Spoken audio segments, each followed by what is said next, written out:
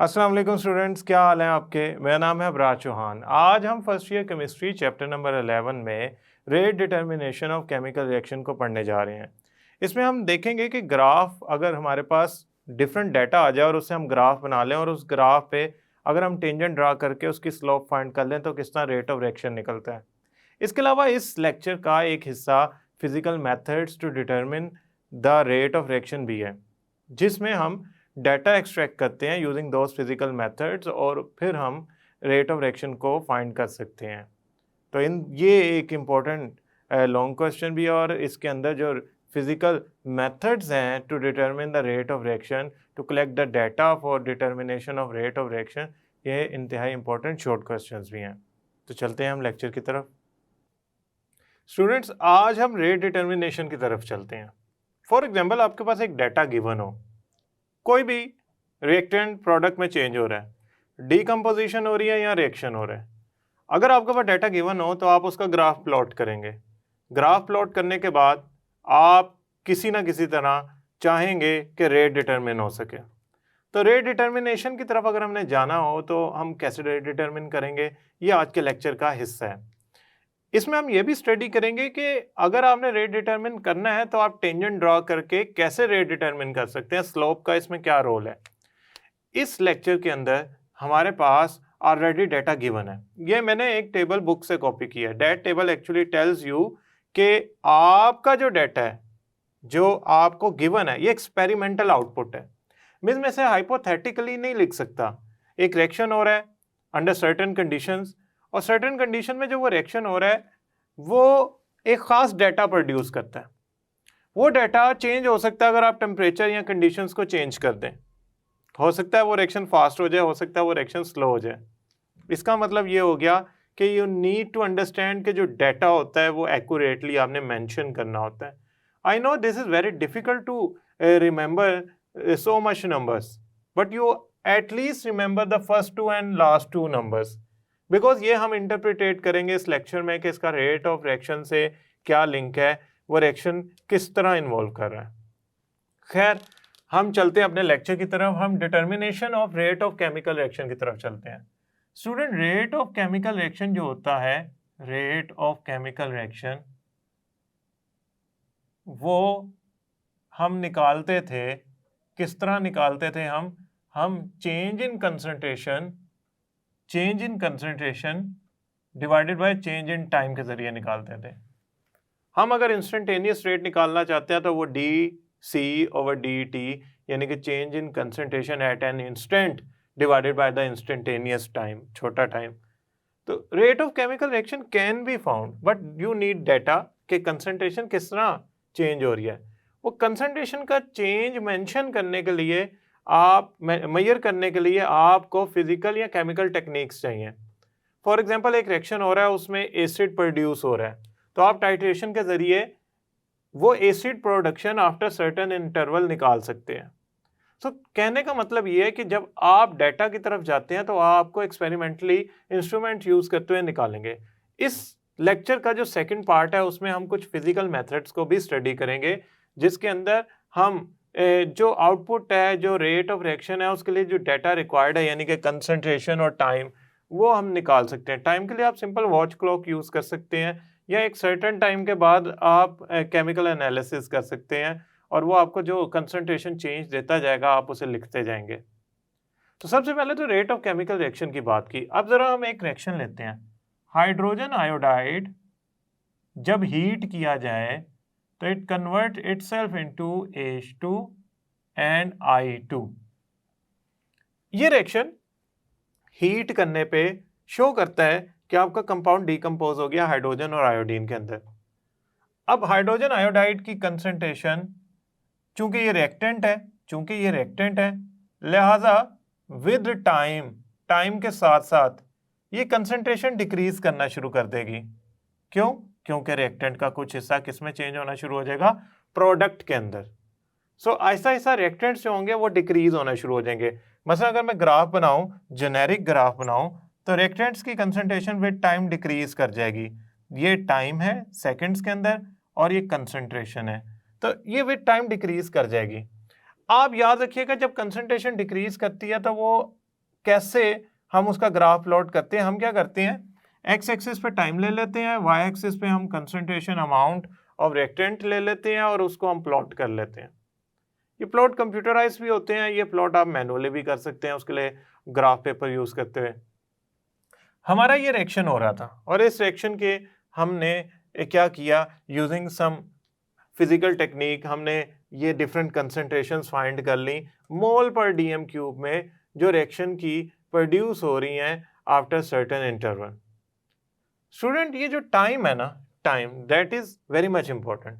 आपने जो टाइम का unit after first interval use किया, मतलब आपने यूज किया 0 से 50 सेकंड के बाद कंसंट्रेशन चेंज आया इतना, वो आपने मेजर कर लिया। आप फर्दर 50 सेकंड ही लेते जाएं ताकि होमोजीनियस डेटा डेवलप हो। ऐसा ना हो पहले आपने 0 से 50 लिया, फिर 50 से 2000 सेकंड के बाद आपने कैलकुलेशन मेजर की, उससे ना आप इंस्टेंटेनियस रेट को प्रॉपर्ली जज कर पाएंगे और उसका ग्राफ भी अब्रप्ट हो जाएगा, यानी कि एक पहला छोटा इंटरवल है, दूसरा बहुत बड़ा इंटरवल है। ग्राफ की एक्यूरेसी के लिए आपको इंटरवल एक जैसे रखने पड़ेंगे, यूजुअली छोटा इंटरवल रखा जाता है।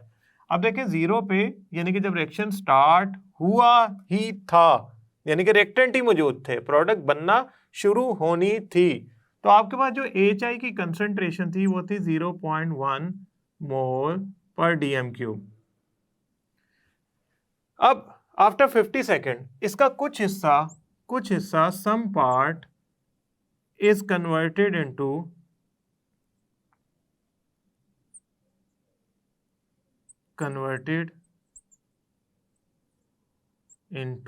प्रोडक्ट्स। तो अगर इसका कुछ हिस्सा प्रोडक्ट्स में कन्वर्ट हो गया तो अब ये 0.1 तो नहीं रहेगी 50 सेकंड के बाद, ये कम हो जाएगी 0.075। फिर आफ्टर 50 सेकंड अगेन कम होगी, 50 second 50 second 50 second 50 second 50 second. Now you need to find out one thing. वो क्या है? वो ये है कि जब आप इस डेटा को ड्रा कर लेते हैं उसके बाद आप ये चेक करें कि क्या हर 2 इंटरवल्स के दरमियान यानी कि 50 सेकंड के दरमियान जो कंसंट्रेशन चेंज है वो एक जैसा आ रहा है। फॉर एग्जांपल मैंने क्या किया, पहले 50 सेकंड, फर्स्ट 50 सेकंड की अगर मैं बात करूं, यानी कि 0 से फर्स्ट 50 सेकंड में मेरी इनिशियल कंसंट्रेशन थी 0.1, ये थी इनिशियल कंसंट्रेशन, से this is C1। Final concentration after certain time I, 50 second के बाद आई 0.716 C2।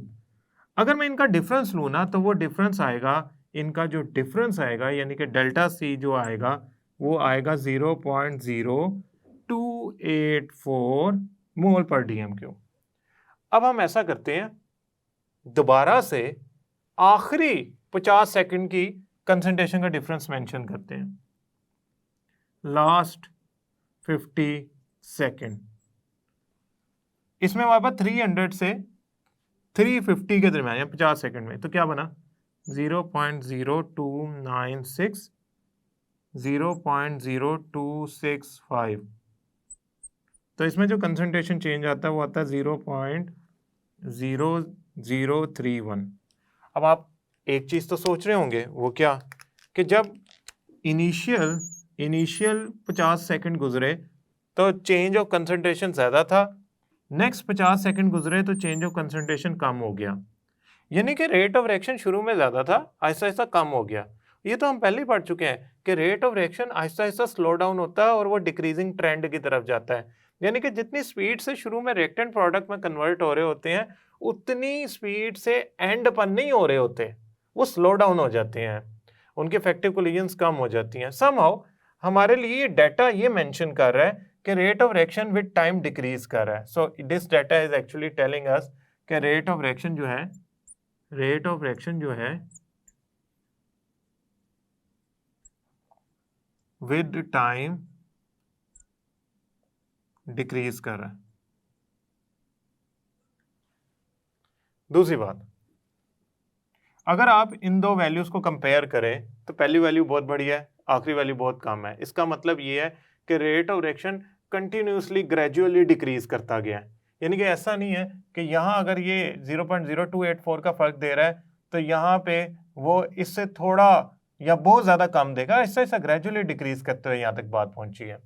स्टूडेंट अगर मैं इनका ग्राफ बनाऊं तो मैं ग्राफ बनाऊंगा 0.1 से 0.02 की वैल्यूज के दरमियान। अगर मैं यहाँ पे फॉर एग्जांपल यहाँ पे मैं लिख देता हूँ 50 सेकेंड, देन 100, देन 150, देन मैं पहुँचता पहुँचता 300 पे चला जाऊँ, यानी कि 0.296 अप्रॉक्सीमेटली 350 तक ग्राफ बना लेते हैं हम। ऐसा करते हैं 350 तक, तो हमारा जो ग्राफ बनेगा ना वो एक कर्व की फॉर्म में बनेगा। वो कर्व शुरू होगा 0.1 से। ऐसा करता हूँ, मैं किसी और कलर से बनाता हूँ ताकि वो डिफ्रेंशिएट हो सके। ये डिफ्रेंशिएट करने के लिए मैं ऐसा करता हूँ, इससे ग्राफ बनाता हूँ। जब मैंने डिफरेंट पॉइंट्स पे डिफरेंट वैल्यूज पे ये ग्राफ बनाया ना, तो वो एक कर्व की फॉर्म में मेरे सामने आया। और ये जो मैं डॉट्स बना रहा हूँ ये एक्चुअली डिफरेंट पॉइंट्स हैं जिनको मैंने प्लॉट किया, यानी कि एक डॉट जो है इन दो पॉइंट्स को शो कर रहा है, दूसरा इन दो को, तीसरा इन दो को, चौथा इन दो को, एंड सो ऑन। ये कर्व जनरेट हुआ। ये शो कर रहा है कि आपकी हाइड्रोजन आयोडाइड की कंसंट्रेशन अगर मैं ड्रा करूं विद टाइम तो वो डिक्रीजिंग ट्रेंड पे आएगी। हाइड्रोजन आयोडाइड किस में चेंज हो रहा है, हाइड्रोजन या आयोडीन में? तो अगर मैं आयोडीन या हाइड्रोजन की से कंसंट्रेशन विद टाइम ड्रा करता हूं तो स्टूडेंट्स वो कंटिन्यूसली इंक्रीज हो रही होगी। उसका ग्राफ अप से डाउन नहीं आएगा बल्कि वो डाउन से अप की तरफ जाएगा। Now this is something very simple कि जो कंसंट्रेशन ऑफ रिएक्टेंट्स हैं वो डिक्रीज कर रही होती हैं, कंसंट्रेशन ऑफ प्रोडक्ट्स हैं वो इंक्रीज कर रही होती हैं, तो इनका ट्रेंड जो है वो डिफरेंट बनता है। It is a decreasing trend, it is a increasing trend. So somehow we need to understand कि जब हम ग्राफ प्लॉट कर रहे हैं तो ग्राफ प्रॉपर बनना चाहिए कि उसमें इंक्रीजिंग या डिक्रीजिंग ट्रेंड जरूर शो होना चाहिए। हाँ, आप ये नहीं हाइड्रोजन आयोडाइड के लिए ग्राफ बनाया है। हाँ, अगर hydrogen iodide as a product है और वो फॉर्म हो रही है तो उसका ये ग्राफ होगा, लेकिन समहाउ ये अभी प्रोडक्ट का ग्राफ है और ये रिएक्टेंट का ग्राफ है। Another thing you need to understand, what is that thing? कि आपके पास ये जो डिफरेंट ग्राफ की वैल्यूज आई हैं, से आप कहते हैं कि मैंने ना मेंशन करना है 100 सेकंड पे, यानी कि इस पॉइंट पे, ये पॉइंट किसको शो कर रहा है, 100 सेकंड्स को। आप चाहते हैं आपने 100 सेकंड पे रेट ऑफ रिएक्शन फाइंड करना है, यानी कि आपने किसी इंस्टेंट पे रेट ऑफ रिएक्शन फाइंड करना है। वैसे तो रेट ऑफ रिएक्शन एवरेज भी फाइंड किया जा सकता है। आप ऐसा करें, इनिशियल कंसंट्रेशन क्या है 0.1, फाइनल कंसंट्रेशन क्या है 0.0265, इनमें चेंज इधर लिख दें, आप यहां लिख दें कंसंट्रेशन में जितना चेंज है। कंसंट्रेशन आपकी फॉर एग्जांपल है, चूंकि ये डिक्रीज होती है कंसंट्रेशन, इसलिए नेगेटिव साइन आएगा चेंज इन कंसंट्रेशन में, लेकिन वो नेगेटिव साइन हम ओमिट कर देंगे क्योंकि हमें रेट ऑफ रिएक्शन चाहिए। रेट ऑफ रिएक्शन में आप लिखेंगे कि आप कंसंट्रेशन जो फर्स्ट है उसका सेकंड से कितना डिफरेंस है, जो डिफरेंट वैल्यू है इनमें जो डिफरेंस है वो लिखेंगे, डिवाइड कर देंगे जितना time taken for this change आया है। देखिए आप 0.1 से 0.026 होने में कितना टाइम लगा है, 350 सेकेंड। तो ये आपका जनरेट करेगा एवरेज रेट। आप कहते हैं नहीं, हमने ना 100 सेकेंड के ऊपर फाइंड करना है कि क्या रेट है, यानी कि अब आप चाहते हैं इंस्टेंटेनियस रेट फाइंड करना है, एट इंस्टेंट। तो आप क्या करें, यहाँ पे एक टेंजेंट ड्रा करें जो इस पॉइंट को मीट कर रहा हो, टेंजेंट। ये मैंने क्या ड्रा किया है, पहला स्टेप मैंने ये करना है, जब मैंने इंस्टेंटेनियस रेट फाइंड करना है या रेट फाइंड करना हो, रेट एट इंस्टेंट या 100 सेकंड पे मैंने फाइंड करना है, तो मैंने पहले स्टेप में किया ये है, मैंने टेंजेंट ड्रा किया है एट 100 सेकंड। उसके बाद आपने ना ये ट्रायंगल की फॉर्म में कंप्लीशन देनी है। क्यों, टेंजेंट अगर मेरा आ गया ना तो टेंजेंट की स्लोप अक्सर में आपको बताएगी रेट ऑफ रिएक्शन क्या है। तो अगर मैं इसको एक कंप्लीशन देता हूं in the form of triangle, तो मुझे क्या करना पड़ेगा, वाई एक्सिस पे एक लाइन बनानी पड़ेगी और एक एक्स एक्सिस पे लाइन बनानी पड़ेगी। स्टूडेंट आप चाहे तो वाई एक्सिस छोटा बना लें, एक्स एक्सिस छोटा बना लें, यानी कि ट्रायंगल बड़ी बना लें या छोटी बना लें या इतनी बड़ी बना लें, उससे रेट ऑफ रिएक्शन की वैल्यू को फर्क नहीं पड़ेगा, वो वही आएगी। सो सेकंड स्टेप में आपने क्या करना है, कंप्लीट करनी है ट्राइएंगल। अब देखें ये पॉइंट है ए बी सी, और ए और सी जो है वो टेंजेंट है, हाइपोटेन्यूस है। अच्छा, थर्ड में क्या करना है, आपने स्लोप फाइंड करनी है। स्लोप किसके इक्वल होती है, स्लोप इक्वल होती है चेंज इन यानी कि A B over B C, यानी कि आपकी ये जो ए बी है ये किसको शो कर रही है, चेंज इन कंसंट्रेशन को। बी सी किसको शो कर रहा है, चेंज इन टाइम को। क्यों, ये लाइन जो है यहाँ से यहाँ तक ये शो कर रही है चेंज इन टाइम को, विच इज़ 110 सेकेंड अप्रोक्सीमेटली, और ये शो कर रही है चेंज इन कंसंट्रेशन को। और वो कंसंट्रेशन की वैल्यू आएगी यहाँ से यहाँ तक जो डिफरेंस है कंसंट्रेशन का। सो स्लोप आपकी क्या आएगी, स्लोप आएगी ए बी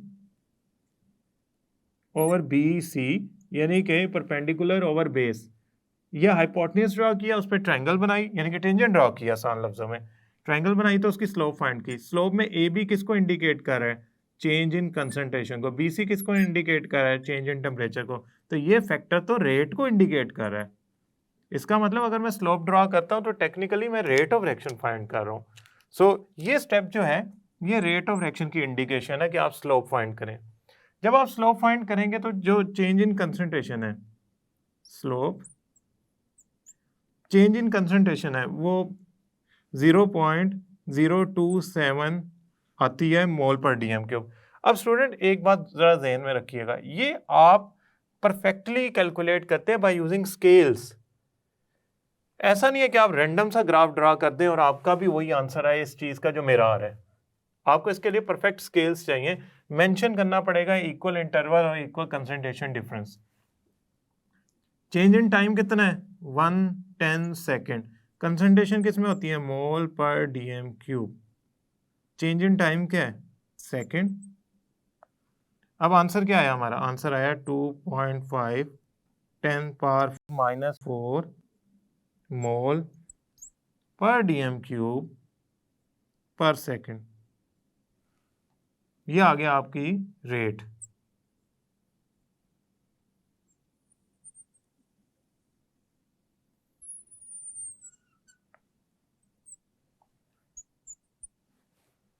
अब इस चीज को जरा गौर से देखें, ये जो रेट आया ना ये क्या इंडिकेट कर रहा है, ये कह रहा है कि 1 सेकंड के अंदर आपकी इतनी कंसंट्रेशन का चेंज आ सकता है।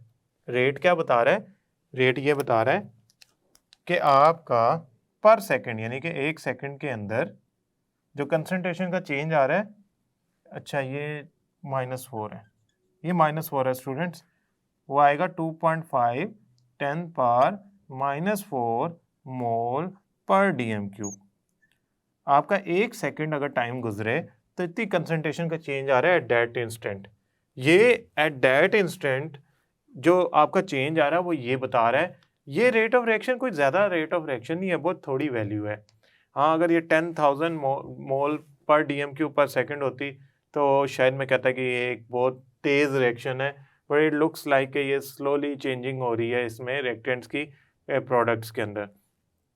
याद रखिएगा स्टूडेंट, इसके जो यूनिट्स है ना रेट ऑफ रिएक्शन के, वो आपने एक्यूरेट मेंशन करने हैं। ये कोई रेट इक्वेशन का कांस्टेंट नहीं है जिसके यूनिट ऑर्डर ऑफ रिएक्शन पे डिपेंड करें।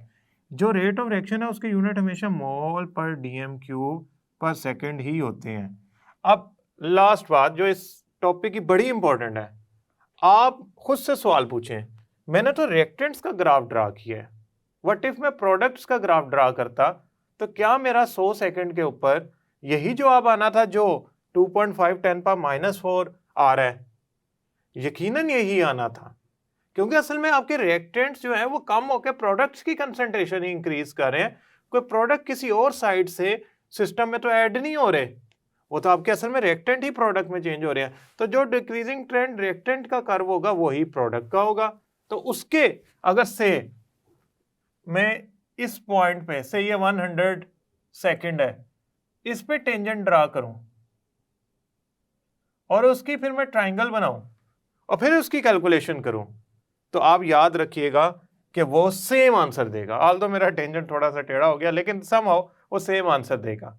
तो आपने याद रखना है कि मैं कर्व चाहे रिएक्टेंट्स का प्रोडक्ट में जाने के बाद रिएक्टेंट्स का बनाऊं डिक्रीजिंग ट्रेंड में या प्रोडक्ट का बनाऊं इंक्रीजिंग ट्रेंड में, अल्टीमेटली जो आपका रिजल्ट आएगा वो सेम ही आएगा, चाहे आप इसका 100 सेकंड में फाइंड करें चाहे आप इसका 100 सेकंड पे फाइंड करें। सो वो रेट ऑफ रिएक्शन यही आएगा। स्टूडेंट एक बात याद रखिएगा, वो ये कि आपके कर्व की एक्यूरेसी होनी चाहिए। It should not be without any scales और विदाउट एनी प्रॉपर डायमेंशन। आप उसकी एक एक्यूरेसी, उसकी शेप बनाएंगे। आप इसको स्ट्रेट लाइन नहीं बना सकते, it turns into a curve, तो लिहाजा आपने इसे कर्व में ही बनाना है।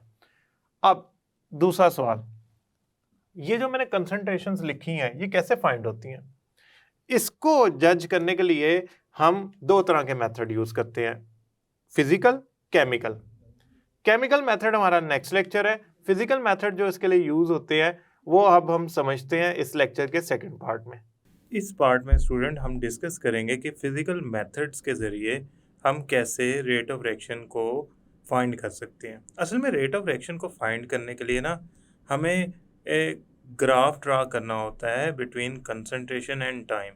किन दो चीज़ों के दरमियान? कंसंट्रेशन ऑफ रिएक्टेंट्स, आप चाहे कंसंट्रेशन ऑफ प्रोडक्ट ले लें, दोनों पॉसिबल हैं, बस ग्राफ की नेचर चेंज हो जाएगी। अगर तो कंसंट्रेशन आप लेंगे रिएक्टेंट्स की तो ग्राफ जो होगा वो डाउनवर्ड कर्व की फॉर्म में आएगा, और अगर कंसंट्रेशन ऑफ प्रोडक्ट लेंगे तो जो ग्राफ होगा वो अपवर्ड कर्व की फॉर्म में आएगा। So this is very basic difference. दूसरा, टाइम के साथ, यानी कि टाइम कंसंट्रेशन ग्राफ आपने ड्रॉ करना है। अब टाइम कंसंट्रेशन ग्राफ ड्रॉ करने के लिए आपको डिफरेंट टाइम इंटरवल्स पे डिफरेंट कंसंट्रेशंस का पता होना चाहिए। फॉर एग्जांपल अगर आप ये ग्राफ देखें तो इस पर 50 टाइम के ऊपर जो कंसंट्रेशन डेवलप हुई है वो अप्रोक्सीमेटली 0.07 है हाइड्रोजन आयोडाइड की। तो ये जो हाइड्रोजन आयोडाइड लिखा हुआ है इसकी जो कंसंट्रेशन है 50 सेकंड्स के ऊपर वो है 0.07। ये मुझे कैसे पता लगी? इसको पता लगाने के बहुत से मेथड्स हैं, जैसे कि मैं पहले आपसे जिक्र कर चुका हूँ, लेकिन हम जनरली उन सारे मेथड्स को डिफ्रेंशिएट कर लेते हैं two different types of method के अंदर। जो हमारा पहला मेथड है वो है फिजिकल मेथड। फिजिकल मेथड के अंदर हम डायलेक्ट्रोमेट्री, फोटोमेट्री या स्पेक्ट्रोमीटर के ज़रिए या आयंस की प्रोडक्शन के ज़रिए जो कंडक्टिविटी चेंज होती है, इन सारे मेथड्स के ज़रिए हम फाइंड कर सकते हैं कि किस टाइम पे क्या कंसंट्रेशन है। ये सारे फिजिकल मेथड्स आपको क्या बताएंगे? कंसंट्रेशंस बताएंगे ऑन डिफरेंट टाइम स्केल। तो उससे आप क्या ड्रा कर लेंगे? कर्व ड्रा कर लेंगे। दूसरा मेथड कौन सा है? अगर ये सारे फिजिकल मेथड्स हैं जो अभी मैं डिस्कस कर रहा हूँ, दूसरा है केमिकल मेथड, जिसमें आप फॉर एग्जांपल एसिड रिएक्ट कर रहा है अल्कोहल के साथ, तो उस केमिकल मेथड के अंदर आप एसिड की कंसंट्रेशन को मॉनिटर करते हैं after certain time interval with the help of titration method, और उससे आपकी जो टाइट्रेशन की वैल्यूज़ हैं वो बता देती हैं कि आपके कितनी वैल्यू ऑफ कंसंट्रेशन जो है वो इंक्रीज़ कर रही है, अगर तो प्रोडक्ट है, या डिक्रीज़ कर रही है अगर तो रिएक्टेंट है। अब हम फिजिकल मेथड फर्स्ट करने जा रहे हैं। वो फर्स्ट फिजिकल मेथड हमारे पास कौन सा है? The first physical method we are going to study is spectrometry.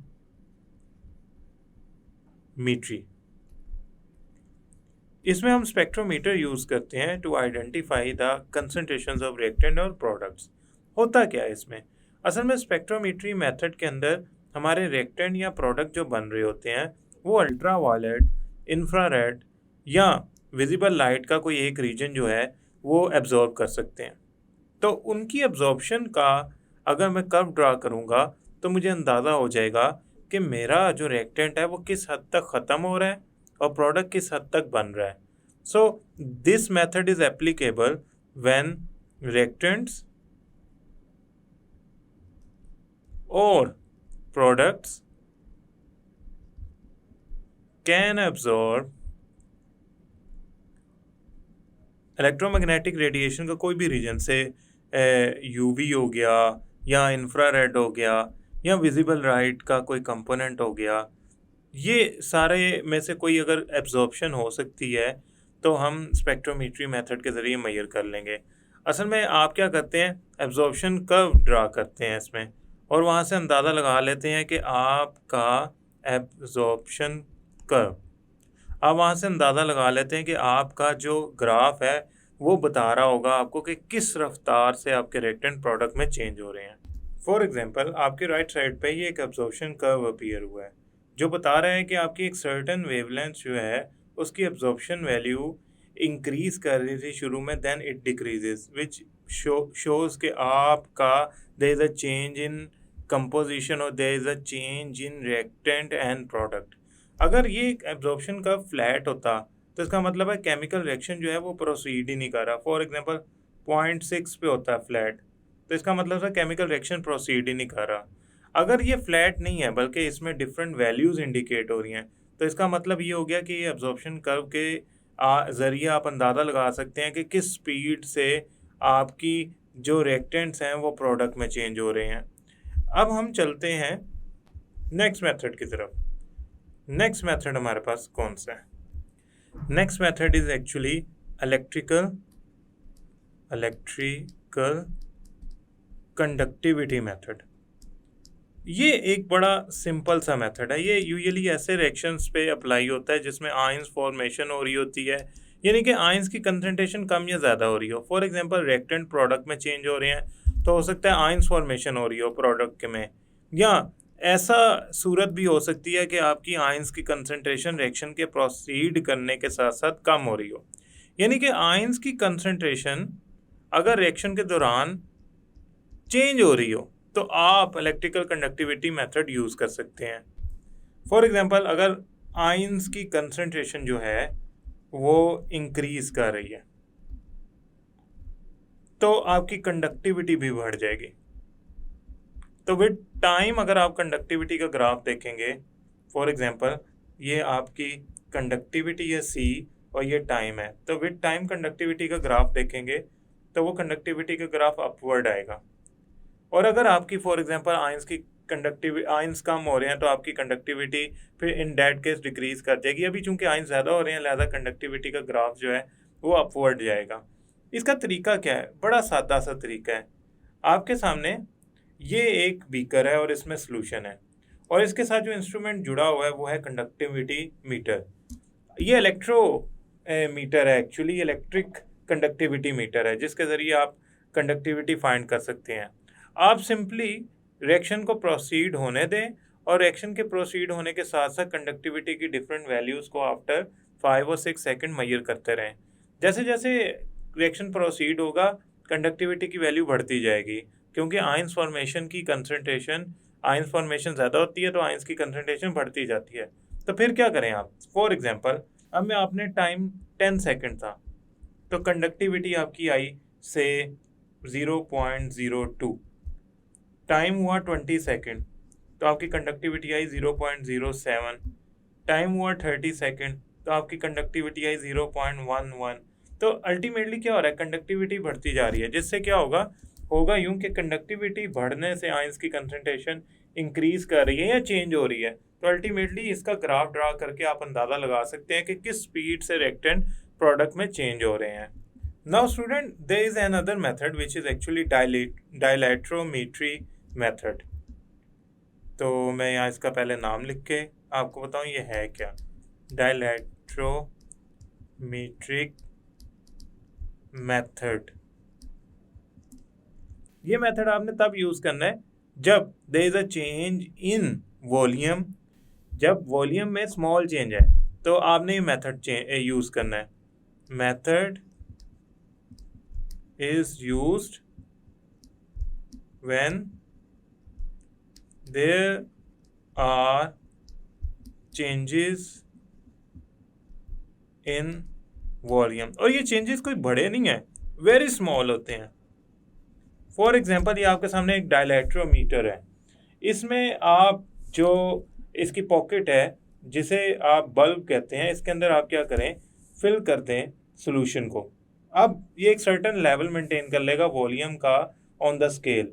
अब जैसे ही रिएक्शन हुआ तो वॉल्यूम चेंज आया। ये वॉल्यूम चेंज कोई 10, 20, 30 का नहीं आता, ये डेसिमल्स में आएगा, जहाँ से इंडिकेशन हो जाएगी कि वॉल्यूम चेंज किस रफ्तार से आ रहा है। जिस रफ्तार से वो वॉल्यूम चेंज आएगा वहाँ से आप रेट ऑफ रिएक्शन को एक्सपेक्ट कर सकते हैं कि वो फास्ट है या स्लो है। Now next method is refractometric method. अब ये एक मैंने रिफ्रैक्ट्रोमीटर पहले से ही यहाँ पेस्ट किया हुआ था, रिफ्रैक्ट्रोमेट्रिक मेथड। स्टूडेंट, ये आपके सामने जो ट्यूब की शेप का इंस्ट्रूमेंट है डैट इज एक्चुअली रिफ्रैक्ट्रोमीटर, और इसके ऊपर ये जो हेड लगा हुआ है डैट एक्चुअली इंडिकेट कि यहाँ पे आपने सोल्यूशन को प्लेस करना है। सोल्यूशन का जो रिफ्रैक्टिव इंडेक्स है, रिफ्रैक्टिव इंडेक्स आपने ये पढ़ा होगा फिजिक्स के अंदर with the symbol n। Usually हम मोल्स के लिए n का सिंबल यूज़ करते हैं, लेकिन फिजिक्स में जो सिंबल यूज़ हो रहा है वो रिफ्रैक्टिव इंडेक्स होता है, n होता है रिफ्रैक्टिव इंडेक्स के लिए। इसकी वैल्यू को चेंज होता वक्त के साथ साथ आप देख सकते हैं, अगर तो आपके रिएक्टेंट एंड प्रोडक्ट की कंसंट्रेशन चेंज हो रही है ड्यूरिंग रिएक्शन। ये इसका मेजरिंग करने का तरीका है। ये जो इसका ब्लू कलर का पोर्शन है जो हेड बना हुआ है, इस पर जब आप सोल्यूशन का एक ड्रॉप डालते हैं और उसको क्लोज करते हैं इसके ऊपर लिड को, तो इस पे रिफ्रैक्टिव इंडेक्स क्रिएट होता है, वैल्यू क्रिएट होती है, नज़र आती है आपको, जैसे कि इस पिक्चर के अंदर 15 के करीब रिफ्रैक्टिव इंडेक्स आपको नज़र आ रहा है। आप क्या करते हैं, यहाँ पे आई रखते हैं और उस रिफ्रैक्टिव इंडेक्स को देखते हैं। तो आपका शुरू में से 15 आया, विद टाइम वो 11 हो गया, with time it decreases to 8। So refractive index की वैल्यू जो है वो चेंज होती जा रही है जैसे जैसे कंसंट्रेशन ऑफ रिएक्टेंट या प्रोडक्ट चेंज होती जा रही है। तो रिफ्रैक्टिव इंडेक्स की डिफरेंट वैल्यूज़ और कंसंट्रेशन में अगर मैं कर्व ड्रा करूँगा तो मुझे आइडिया हो जाएगा कि मेरे किस हिसाब से रिएक्टेंट एंड प्रोडक्ट जो हैं वो चेंज हो रहे हैं एक दूसरे के अंदर। अगर तो वो टू वे रिएक्शन, अगर तो वन वे रिएक्शन है तो इट कीप ऑन डिक्रीजिंग और increasing as per the nature of reactant. Now last method or physical method to measure the rate of reaction is optical rotation method। उसके लिए मैं ज़रा space develop कर लूँ। अब हम जो पढ़ने जा रहे हैं वो है ऑप्टिकल रोटेशन मेथड।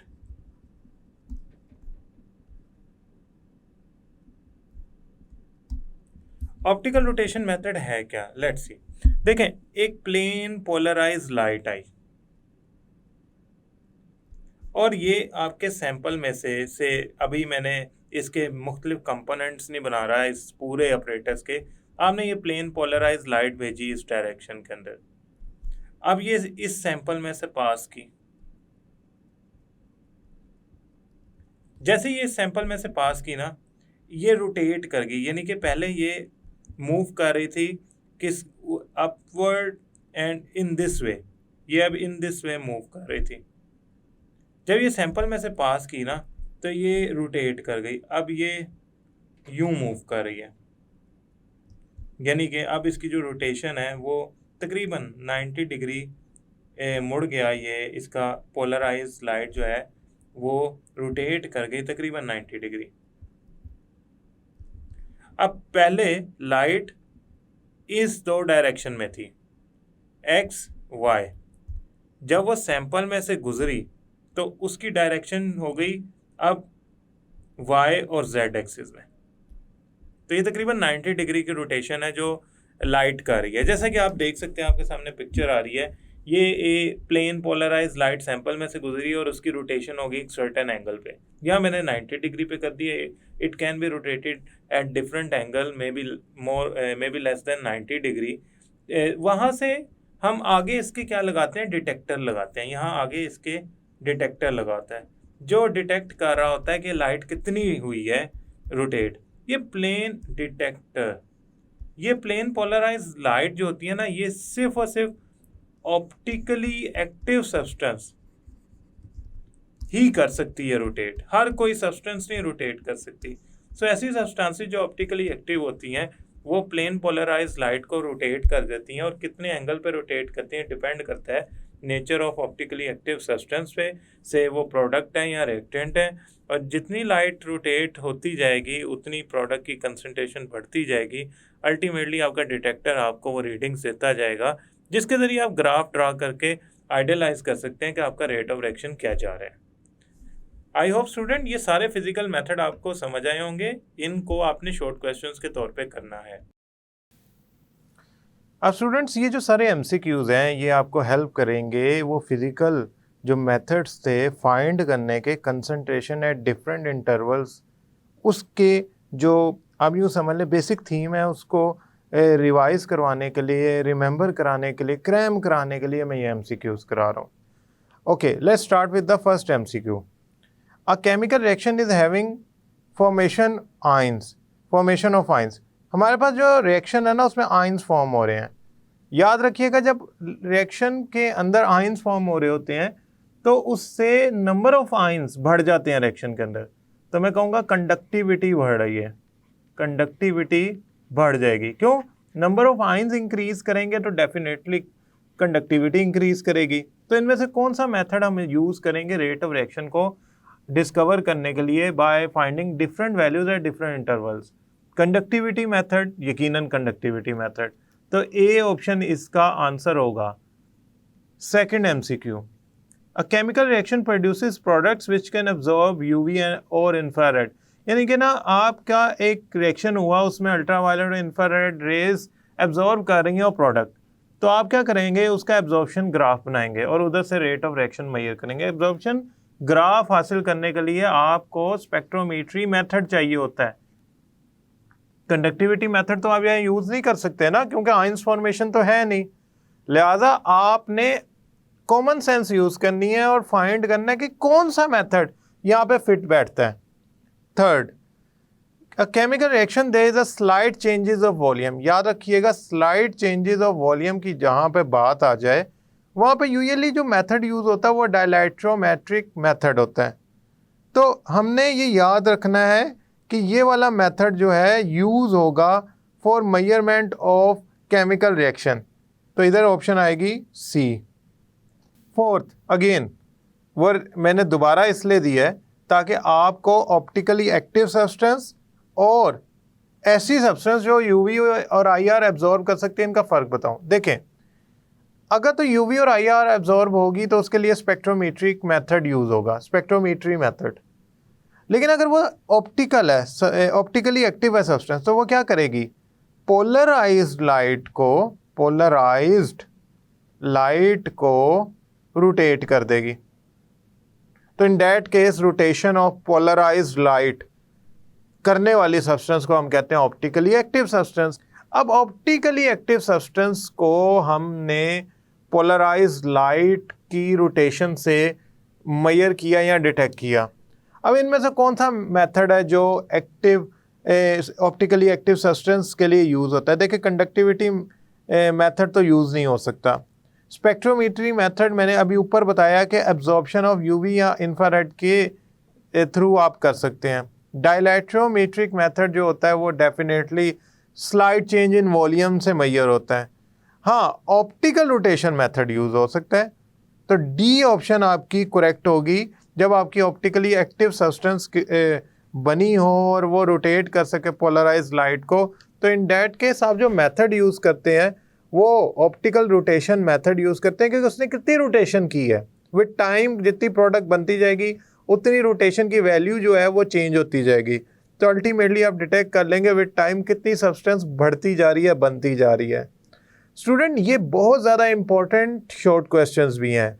आपसे कोई भी method as a short question भी पूछा जा सकता है। ज़रूरी नहीं है कि आप इनकी डायग्राम्स बनाएं, क्योंकि हमारे एग्ज़ाम्स के अंदर यूजुअली जो हमारी बुक है उसको फॉलो किया जाता है, उसका जितना लिटरेचर मेंशन्ड है उसी को एक्सप्लेन करने का कहा जाता है। तो इनकी डायग्राम्स याद करने की ज़रूरत तो नहीं है, लेकिन ये शॉर्ट क्वेश्चन बहुत इंपॉर्टेंट है और इनको एज अ शॉर्ट क्वेश्चन आपने याद रखना है। फिज़िकल मेथड्स जिसके ज़रिए हम केमिकल रिएक्शन की जो स्पीड है, रेट है, उसको मेजर कर सकते हैं। आई होप स्टूडेंट ये लेक्चर आपको समझ आया होगा। नेक्स्ट लेक्चर तक के लिए अल्लाह हाफिज़।